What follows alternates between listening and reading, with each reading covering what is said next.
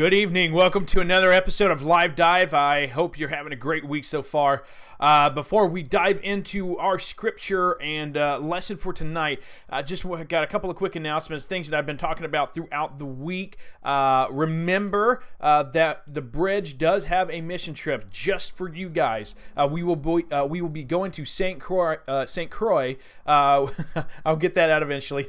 We will be going to St. Croix sometime in the summer, more than likely in the month of July. Keep your summer open as this is going to be an awesome trip for you guys to take. St. Croix is a beautiful island, but it has been devastated by some hurricanes, and also there's a lot of single parent households there, and so we will be ministering to a lot of people there. So again, keep especially the month of July open as we will be heading to St. Croix for our mission trip. Also, I've talked about this several times now, but Louis Giglio of the Passion City Church heads up what's called the Passion Conference in Atlanta every year right around the beginning of the new year, and it is a life-changing experience specifically made for you guys, your age group, 18 to 25-year-olds. So people that are in college or just starting out their careers are welcome to come to this, and this is something I want you guys to be able to come to. It is on January 2nd, 3rd, and 4th. We will be heading to the Passion Conference that is in Atlanta.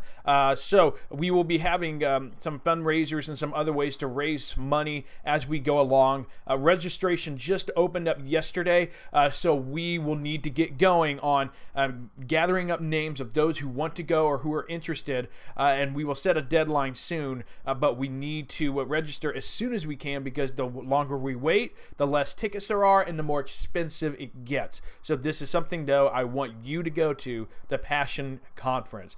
So we know that the theme for the month of February, just in time for Valentine's Day, is marriage and family.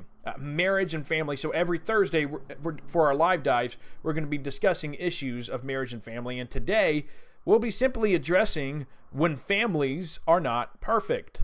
When families are not perfect.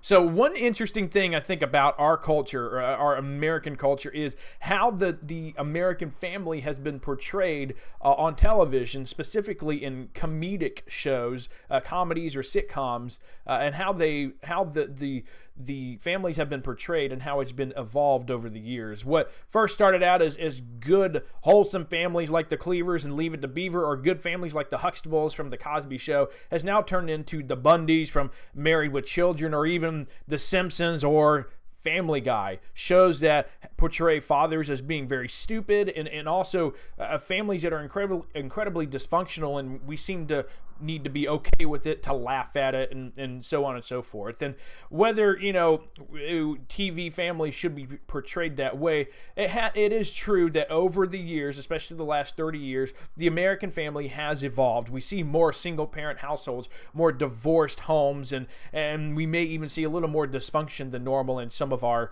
families. But the thing to point out with all that is this, is that no family is perfect, but that still doesn't mean that God can't use you or your family, no matter what your family situation is like. God can still use you. I was reminded of the book of Jeremiah, especially in Jeremiah chapter 32. The prophet, of course, Jeremiah, is appealing to God because he knows that the city of Jerusalem, his beloved city, is about to be taken over by the Chaldeans, and he's kind of pleading to God about this, hoping that God will listen. And verse 37 of Jeremiah 32, God answers him, and he tells Jeremiah this: "Behold, I am the Lord, the God of all flesh. Is there anything too hard for me?" In other words, what God is saying to Jeremiah is, listen, Jeremiah, I know what's going on, and I am using the Chaldeans in this situation. Everything that's going on is under my control. It's all part of my plan. It's all according to my purposes. So he's saying, I'm not limited by anything.